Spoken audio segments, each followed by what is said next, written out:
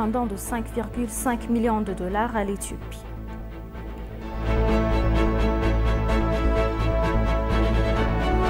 Le vice-premier ministre Dammaqaa Mokonnon a reçu le consul honoraire d'Éthiopie au Bélarus dans son bureau.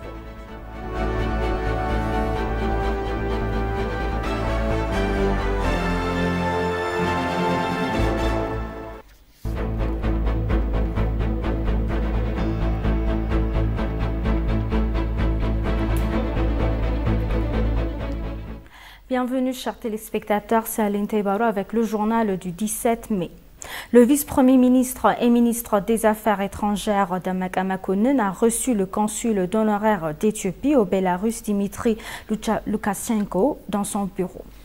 Dammaqaa a exprimé son gratitude à Dimitri pour son engagement à représenter l'Éthiopie au Bélarus et en Europe de l'Est.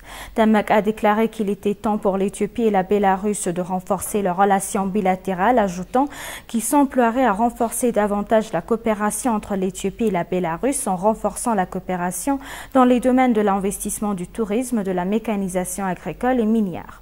Le consul honoraire d'Éthiopie à Bélarus, Dimitri, a promis de travailler pour renforcer davantage les relations historiques entre les deux pays. Le consul honoraire a exprimé son appréciation pour le développement et les changements positifs en cours à Addis Abeba, a déclaré le ministère des Affaires étrangères sur sa page de médias sociaux.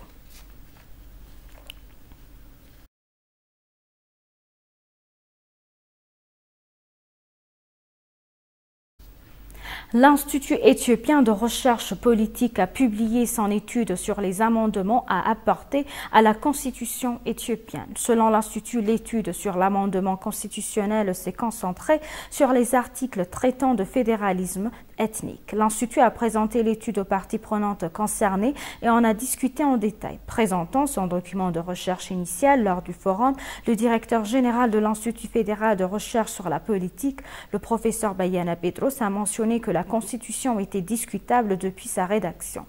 L'Institut éthiopien de recherche sur les politiques a déclaré qu'au cours des 2 dernières années, il avait mené une étude de réforme sur les articles controversés de la Constitution, en particulier des dispositions relatives à l'ethnicité dans toutes les régions à l'exception du Tigray. Le ministre d'État à la paix, Dr Suyum Masson, a exprimé différentes manières dont les dispositions de la Constitution seront modifiées. L'étude 41 des 83 nations, nationalités et peuples répertoriés dans le recensement de la population et de l'habitant de 2000 ont été sélectionnés pour échantillonnage aléatoire systématique. Le forum a réuni des experts politiques, des chefs d'institutions, des droits de l'homme, des ministres d'État et des hauts fonctionnaires dont le vice-président du Conseil de la Fédération.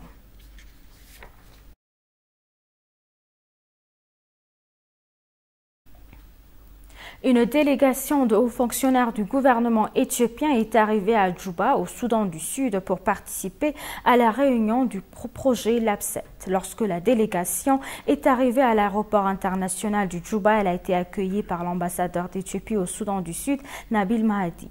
Le ministère des Affaires étrangères a annoncé que la délégation du gouvernement éthiopien participera à la discussion sur le projet LAPSET qui vise à relier l'Éthiopie, le Kenya et le Soudan du Sud par les transports, et elle a également déclaré qu'elle devrait consulter des représentants du gouvernement au Soudan du Sud sur des questions bilatérales et régionales d'intérêt mutuel. Rappelons qu'en 2012, les dirigeants de l'Éthiopie, du Kenya et du Soudan du Sud ont décidé de mettre en œuvre le projet LAPSET.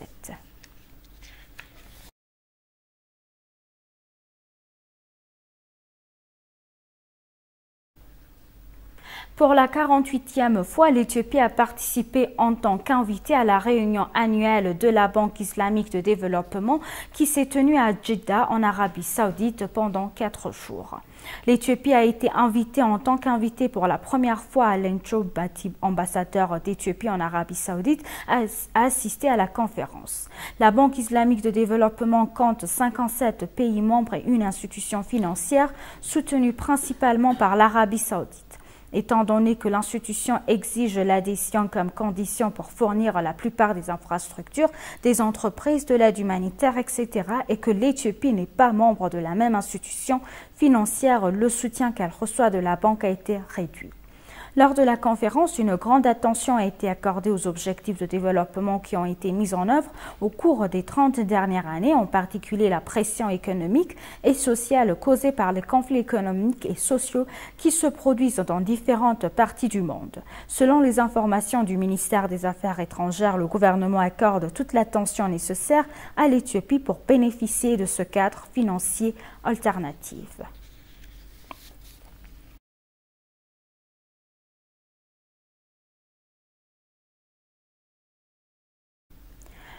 Le gouvernement japonais a remis plus de 5,5 millions de dollars de riz au ministère des Finances et à l'Ethiopian Trading Business Corporation. Cette subvention devrait contribuer à réduire l'inflation incessante qui étouffe actuellement l'économie éthiopienne. S'exprimant à cette occasion, la ministre d'État aux Finances Amarita Soasa a souligné que cette aide alimentaire du gouvernement japonais à l'Éthiopie est cruciale pour améliorer l'impact de ravages économiques sur le pays. L'ambassadrice du Japon en Éthiopie a déclaré pour sa part que le gouvernement japonais soutenait activement les efforts de développement en Éthiopie et contribuer à l'amélioration de la vie des gens grâce à divers programmes. Selon l'ambassadeur, ce riz japonais a été expédié en Éthiopie dans le cadre du programme japonais d'assistance alimentaire pour augmenter les approvisionnements alimentaires et stabiliser les prix du marché.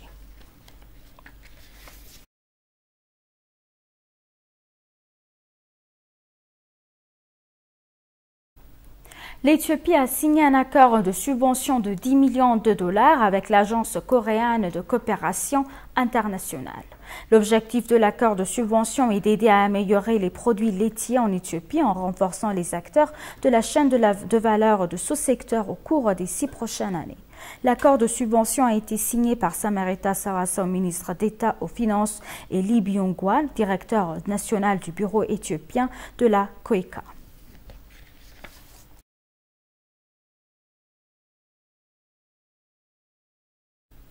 Et pour conclure le journal, le ministère des Affaires étrangères a déclaré One Africa Expo 2023, une exposition commerciale de haut niveau de 10 jours jouera un rôle déterminant dans le renforcement de l'intégration économique entre les pays africains. Le ministère, conjointement avec les membres de One African Expo, a donné une conférence de presse sur la préparation de l'exposition qui se tiendra au musée éthiopien des arts et des sciences à Addis Abeba du 20 au 30 mai 2023. Le directeur général des affaires de diplomatie économique du ministère, Ababi Damse, a noté que l'exposition devrait rassembler les milieux d'affaires et jouer leur rôle dans la réalisation de l'objectif de l'agenda 2063 pour l'Afrique. Le PDG de One African Expo, Yalo Getachew, a déclaré pour sa part que l'exposition réunira des responsables gouvernementaux, des diplomates, des secteurs privés, des pays africains et des partenaires mondiaux. La toute première One African Expo se tiendra ici à Addis Abeba en l'honneur de la célébration du 60e anniversaire de l'Organisation de l'Unité africaine, le prédécesseur de l'Union africaine.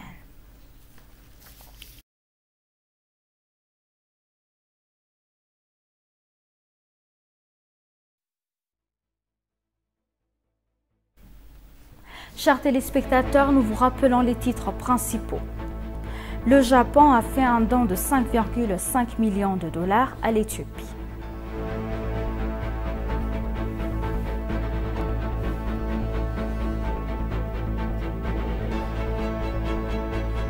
Le vice-premier ministre Damak Amakonnen a reçu le consul honoraire d'Éthiopie au Bélarus dans son bureau. Merci chers téléspectateurs, c'est la fin du journal. C'était Aline Taibara avec le journal. Restez avec nous avec le reste des programmes. Bonne journée.